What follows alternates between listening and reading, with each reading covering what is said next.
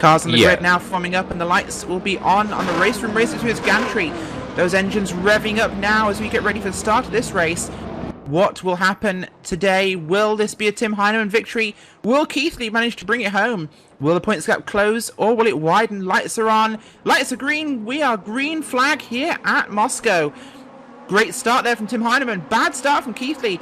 Very much of a bog down there early on in the race for him. Hounded by Tocacelli and Heineman is out. Heineman's out already. What's the problem? He got turned around.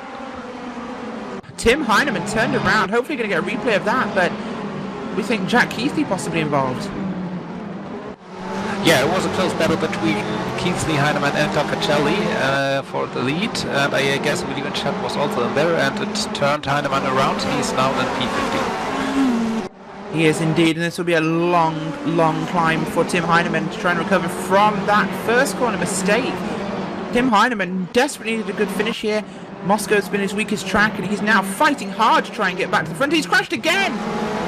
No, crashed to the inside there of Eric Werner for P14. Tim Heineman hard into the inside wall. Taking that car to the pits, he is out. He has retired his car. Early disappointment for your championship leader, Tim Heineman. As trying to recover back through the pack, he has an incident with the car of Eric Werner, and he goes off. Bench damage, and his car will be retired. So tragic end to the race very early on for him. And up front, we have a change for the lead as David Tocacelli is leading this motor race from P number 1. Jack Keithley behind him, half a second back, and Willy Winchett in P number 3. Wow, what a beginning. So Tim Heineman already out of the competition. That's very interesting. So he proved to have a lack of patience. That's the chance for Jack Keithley, but he's back in P4 now already. He is indeed. I've got to say, a bit of lack of patience from Heineman also with that risky move, should we say, on the car of Werner. Perhaps not what you'd want to use early on, but Keithley also losing positions right now as Benchir Banky up to P number 2 in the standings. Yeah, Jack Keithley seems to be pretty loose, so, well, he doesn't seem to have the best setup today. He does not indeed. Benchir Banky running very high up the field right now as Keithley falling back positions now coming under attack from Klaus Schulze. Will he be able to get past him? Will Keithley's internet hog out? Gap's pretty stable right now. Of course, Tocacelli in P1, Banky P number 2, Willy Winchett in P3, Keithley P4, and Klaus Schulze rounding at the top 5. Good battle in the mid-pack as we have cars fighting out from position 6 through to position number 15. So those cars really densely packed up. Yeah, very close on the midfield. Davide Tocacelli in the lead. He also won the first race this season on Moscow International Raceway. So, but it's much closer than I expected in the midfield. So we have almost no gap between P5 and P15, P7, 16, because Bruno Spengler also gained on Domingo Camaño and will try to make the pass, I guess. Indeed, this is exactly what a driver like Bruno Spengler needs. He has to have cars packed up like this so he can fight his way through the traffic. And using that race experience he has to get through the traffic, navigate freely, major advantage to him. But as people just pointed out in the Twitch stream, yeah, there's no Tim Heineman on your scoring pylon today. Tim Heineman out in a double incident in the first lap of this race. He will take no further part in the race today. No scoring of points. And if Jack Keithley can finish in the top 5 or higher, he will take command of his championship. Yes, and that's what we talked about before. He has to turn around the season, and Tim Heineman is helping him as much as he can, but that's surely not the plan by Tim Heineman. Yes, indeed. It's certainly a detrimental finish. Of course, we did say previously his last worst race was also Moscow, where you can chalk a number 2 up next to Moscow Raceway. He is not going to be a fan of coming to Russia anymore, but looking back through your pack, of course, good fights going on now. P10 and P number 12 we're currently on board with, that is the car of Lorna. Lorna is currently running, he's not currently running, no he is, he's P number 9. some technical gremlins on my broadcast monitor, but Lorna running P number 9, being hunted now by Gianmarco Fiducci behind him, and hunting down the car ahead.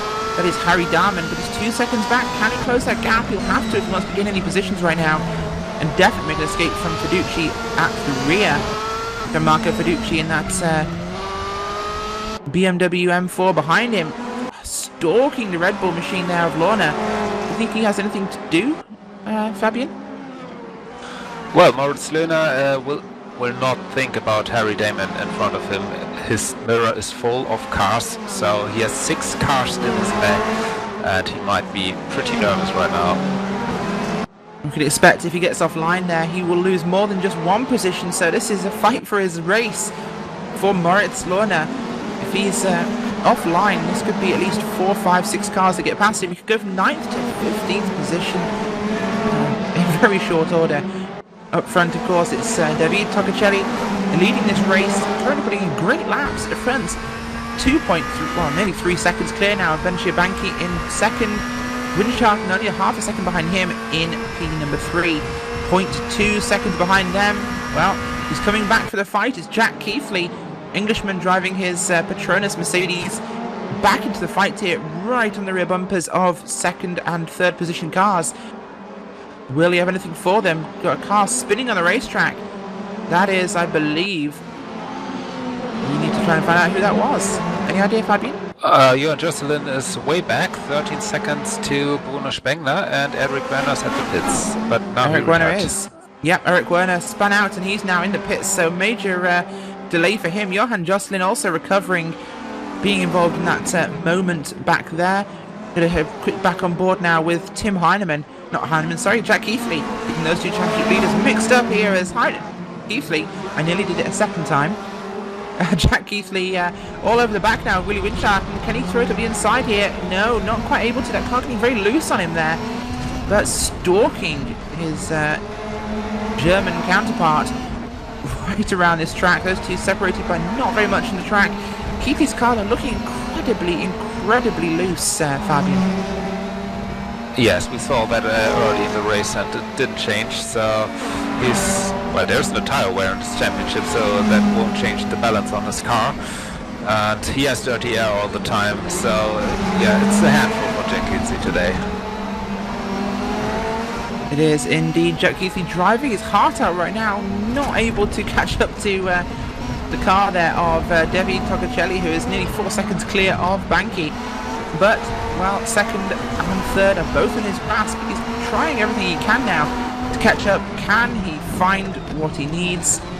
We'll have to wait and see exactly what will happen there. But as things stand, it's still Toccacelli leading from Banki, from Windschatten, from Keithley, from Schulze. Jan Stanger, P6, he's dropped back as well, as has Schulze. And, well, our guest driver today, Bruno Spengler, he's working his way up to P12 now, and he's catching on Dirk Natz. He's trying to get on board now with the car there of Spengler. He's taken P11. He is cutting through this field right now, the French-Canadian driver. Let's see exactly what he's up to on the racetrack.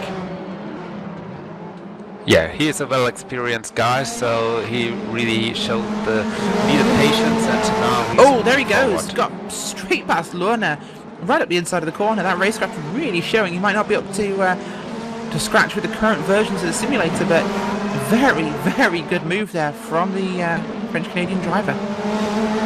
Yes, and so he claimed P10. He is now on the points. He is indeed climbing that ladder very quickly, and showing exactly why he's sitting P3 in the DTM Championship right now. Will he be able to close that gap to Dirk Natz? Maybe even up towards Gianmarco Fiducci. Can we see him any higher in this race so far? Well, we have 20 minutes remaining. Anything's possible. Spengler finding his feet in the race. We'll see where he will finish later on. But up towards the front, Jack Keithley. The attack is back. He's up to P number 3 now. He's disposed of Willie Windschatten. What can he do now to catch Benchir Banki? Although he's 1.2 seconds back. Can he close it down? Oh, that's going to be difficult. He is not the best car today. Bentebanki is on P2 for the whole race. There's clean air because Davide Toccacelli already is gone for 4 seconds now. So it's going to be pretty difficult for Jack Keithley, but who knows? He has the chance to score a lot of points on Tim Heinemann today.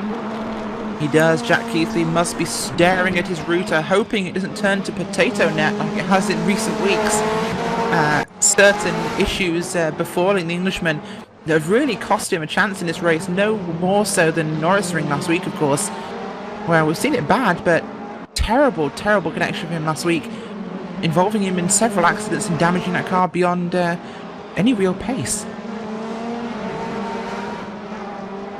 Yeah, now Jack Keithley is shown in P2 and Bentebanki wants... No, they're changing position now. I guess the connection issues are starting.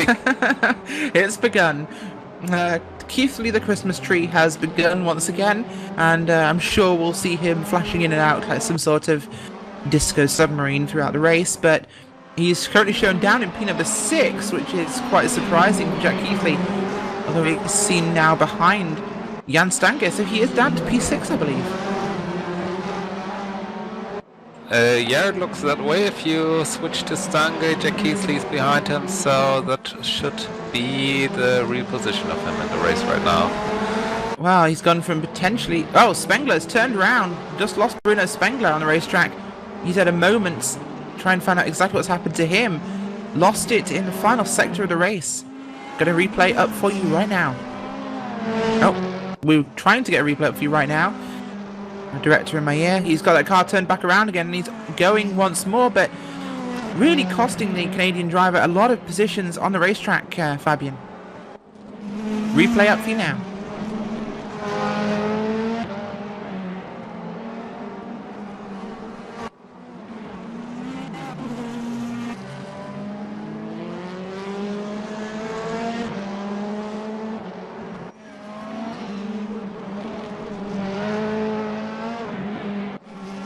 As we see there, of course, that is the car of Spengler, just losing the back end there.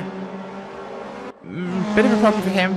Well, the car's going again. He'll be able to carry on once more. In fact, I actually believe he might have just... No, he just blinked out. So, connection issue there for Spengler, resulting in a spin. So, problem for him. And a few connection problems on the race so far today for drivers.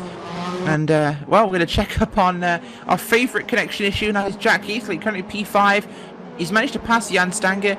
Can he catch up now? The 2.5 seconds to, should say, in P number 4. And will he be able to get back into that top 3? He desperately needs the points, of course. Just finishing today, Fabian, a major advantage.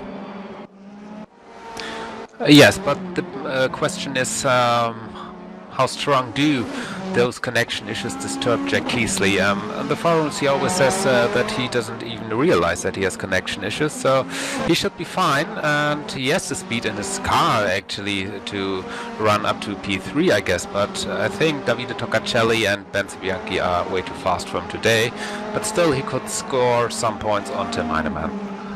Indeed, realistically looking like he's 7 to 8 seconds down the racetrack from your race leader, so a major hill to climb unless something happens to those two at the front, the cars of Toccacelli and Banki, but realistically we could see him in 3rd position, we could see him in 4th. He has to hope that connection stays stable for the duration of this race. Well, usually his connection is stable. It's not very friendly to watch in the broadcast. It's not so great to race against him, but at least his connection lasts until the last lap, so that should be fine. And in the meantime, we've seen that the field, well, put some gap between each other, so there's no real close battle right at the moment after we've seen such an intensive traffic jam at the start of the race. It is indeed, and just to kind of flick back to that start, of course, we saw Tim Heinemann and contact between himself and Jack Keithley. What was your take on that incident?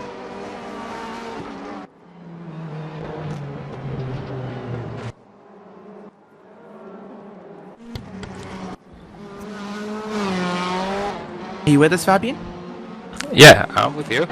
Bruno Spengler is in the pits now. We only have 13 cars remaining on the track, so he's losing some time now. Maybe he has to retire.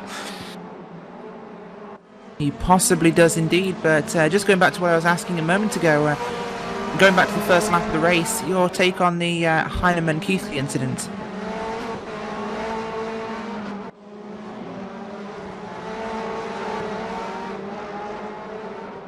Yeah, Tim Heinemann and Jack Keithley got together, and well, it was a close situation at the start of the race, and we've seen 4 guys trying to take home the lead lap at the end of the first lap, and that turned out to be too much asked for, and that resulted in a bad result for Tim Heinemann, who's out of the race since round 1. He is indeed, of course. It wasn't the issue that finished his race off, of course. It did drop him back to P16 on the track. It was an attempted pass on P15 at the time. That was the car of Eric Werner that really cost him. Just had to over-tighten the exit of turn number 4 and crashed into the Armco barriers. So an early end there for Tim Heinemann. Spengler still in the pits. Connection issues or other car issues for him. That car had spun twice so far, so a definite issue for the French-Canadian driver. That leaves the last car on the racetrack, P13. That is Johan Joslin. He's running 3 seconds behind Sebastian de Grave, who is, 9 seconds back from Domingo Camano. It's very spread out on the track right now, of course. I think the closest gap we have is in... Well, no, we do have a really close gap. We have Nick Barknick catching up to the rear of Moritz Lohner. Yes, Lohner on P9 holding 2 points, and Barknecht is hunting for the 1 more point, and he's getting closer all the time, so he might be in the position to make an attack right at the end of the front stretch right now. He might indeed, and the Playboy Bunny Audi there of Nick Barknecht. Quite a different race car, of course, but the Bunny is catching the bull as we speak, and 13 minutes left in the play clock as the White Rabbit chasing a Red Bull. And I'm sure there are possibly some substances involved in that story. But we're not going to go there, of course, as we're here on LSR TV and we're PG-13. But right now, those 2 cars getting pretty close to the track, fighting hard now. Looking to the inside there for Nick Barknecht. Can he make a move? No, not just yet, but he will keep looking at Audi, trying to find a gap behind the Red Bull in the final sector here. Running through, can he find an opening? Can he get close enough to use that DRS on the back straight? That could be his real opportunity, Fabian. Yes, we've seen how difficult it was in this section before to really keep the advantage. The car of Moritz Lohner was taking a wide line to keep up the speed, but that opened the door for Nick Barknecht, but he was not able to benefit from it.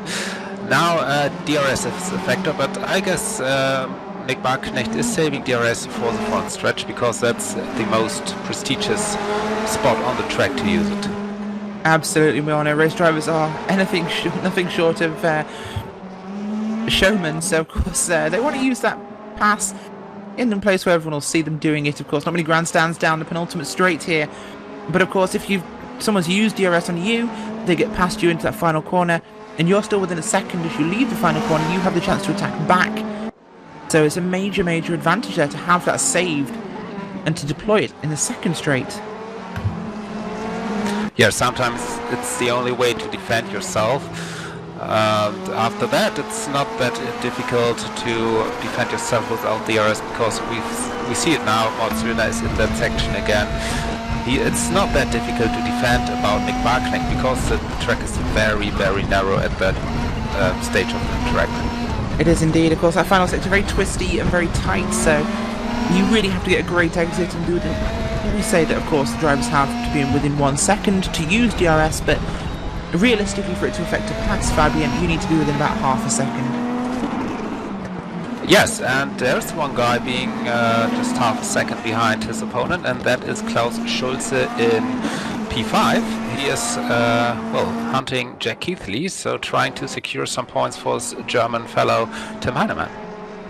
He is indeed German, trying to avenge his fallen countryman, of course, in this race. Can he hunt down Keithley? Can he make a pass on the driver that will be the championship leader after this round? In fact, can he secure enough positions and points to be in the championship position? Oh, we have a pass coming now. Potential pass between Willie Winschatten and Ben Shebanki. P number 2 on the track.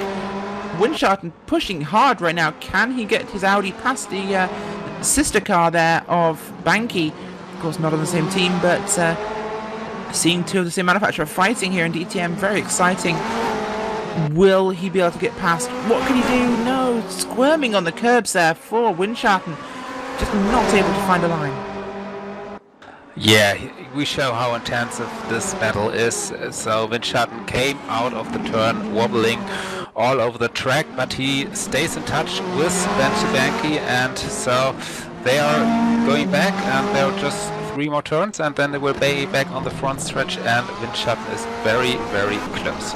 He is indeed. Of course, just under 10 minutes now remaining on the play clock, so 2/3 of the race scored complete, and it is still Windschatten chasing Banky for second position in this race. Well, out front, David Toccacelli has run away. He's 7 seconds clear of the field. Clean air, not really much chance of lapping anybody. He is taking this one home if he can keep the car on the track. But issue for Banky potentially on the racetrack. No, he's very close to Windschatten. This is getting really, really tight. DRS deployed. It is. He's going to the outside. Bit of a block there from Banky, but just enough blocking actually to secure that position from Windschatten, taking defensive line into turns 1 and 2. Can he hold him off? The gap's so small now. Got to expect Windschatten will get past soon. He will try, but in that section of the track there's no way to get by Bianchi without him making a mistake, so he has to wait another lap to try it on the 2 stretches. He will indeed. See if he can make a pass later on in this lap. We'll keep our eyes on this fight. Very exciting. Of course, Barknecht and Lorna still close together on the track. That is for P9, P10, but just keeping focus on this one. And that is, oh no, they've actually opened up now, so the gap there really becoming less of an issue between Windschatten and Banky, but Keithley behind him. Keithley's closing in as those 2 cars fight. This could become a 3-way battle for P2. Yes, Banky is not able to do the speed that Toccacelli is doing, and Windschatten is close to him as he has been for the past minutes, and Keithley is gaining ground on them, so that might be a very interesting battle in the last minutes of the race. Yes, it will be, and just to clear this one up, of course, Bruno Spengler has retired his car. The BMW suffering engine problems for him today in the race, so hopefully we'll see him come back in the future, and it'll be great to have him, and well, good luck with the rest of the real world DTM championship. Hopefully he can either take the P1 or stay in the top 3. That'd be an awesome result for him. But back on track, of course, the fight now. Well, the battling cars of Banky and Windschatten have closed up, and that's allowed Keithley to gain towards those guys. He's escaped the clutches of Klaus Schulze. He is 6 to 7 seconds clear of Schulze. That's a huge gap, so he's pretty clear from the rear now, 0.3 of a second away from Windschatten. Can he make a move now and take P3 and then go after Banky? I think he's fast enough. He proved it in the race, so he has a good chance, and maybe Windschatten lost his rhythm a little bit after hunting Banky for the whole time. So he's in a completely new situation now, and he has to defend himself, and let's see if he's capable of doing that as well. He is indeed, and defending very different from attacking, because you want to drive out of your rearview mirror in those cars. So having that Mercedes machine of Keithley filling that mirror, and just knowing it's someone like Jack Keithley, of course, is a major disadvantage to a driver. Knowing that there's a good chance he'll try and make a pass as he goes around to the outside. Can he hold it? Jack Keithley around the outside, cannot make it stick. Will make the undercut. Can he get inside Windschatten? He will. Jack Keithley at the inside of Willie Windschatten for P3. Windschatten still scored in 3rd. Keithley at the inside squeezes him onto the gravel, and he's off. Jack Keithley off the racetrack there. Windschatten not willing to give him an inch. Keithley tries to track out wide and squeeze Windschatten off the track. Windschatten refuses, and that really puts a disadvantage on Keithley, but Keithley coming back at him now on the attack. 6 minutes left on the play clock. Will he put his bumper to him? He is doing indeed. Putting his bumper to the back there of Windschatten. Can he make it through?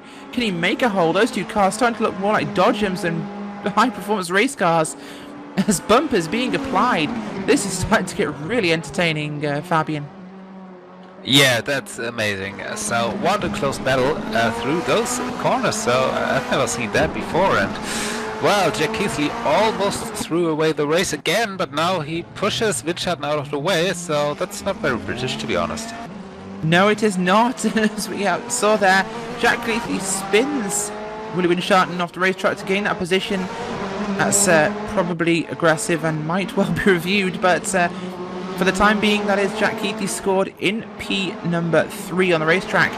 And now he has 5 seconds he's lost in that fight over the car of Benji Banky. So a big mountain for him to climb. Can he do it? Can Willie Winschatten get back to him and try and bring some sort of attack? But he himself, under a fight between Schulze and Winschatten. Got a replay up now for you. If that's a pass, we're going to call it a pass. You can call it a pass, yeah. I think it's a little similar to something that happened recently in DTM, which we're not going to talk about. But I'd say that's not particularly a fair move by Jack Keithley. He just puts his bumper to the back of Winschatten and just keeps driving into the corner. He uses him as a brake, and well, it was instigated, I think, originally by Keithley when he pushed Winschatten wide. Winschatten didn't give him any room later on, and he was pushed off for his trouble. So a very physical battle on the racetrack between those two drivers, and one that will possibly be reviewed afterwards. Not the way we like to do motorsports, but he has scored in P number 3, not really catching Benji Banky. We have 4 minutes left on the clock, so going to be some lightning laps from Jack Keithley if he wants to catch P number 2 on the racetrack. But Gianmarco Fiducci is catching Jan Stanger, who's also catching Klaus Schulze. So we have a 3-way battle for P number 5, 6 and 7 in the dying moments of this race. Yes, we have seen the drivers doing a lunch break, so in the middle of the race there were so big gaps between all the drivers, and well, we hardly believed in seeing a battle again, but now we have a very close battle for P5, and well, Jack Keithley, I don't think he will be able to come close to Ben Bianchi because well, his car's a little bit damaged, I guess, after all those sections. So the most interesting battle will be for P5 now, and yeah, Fiducci is close to Jan Stange, so maybe that's the first attempt to see a pass here. He is, and we'll see exactly what they can do. As big move coming from that Deutsche Post BMW there, driven by the car of Gianmarco Fiducci. Trying to make that move now, and Jan Stange not quite able to make it happen, but he's fallen back with that attempted pass. Stange though going to try and make a move on Schulze. Yeah, Fiducci got in the back of Stange, and so he lost the balance in his car and almost spun out, but he saved it, so he's still in contention for P6. He is, and hopefully he can hold that position right now. Stange holding on to P6 but closing in on Schulze. Can he make the pass stick now? But of course the gap now getting really close between those two drivers. It has fallen back from Schulze to Winschatten. Winschatten pretty secure now, P number 4.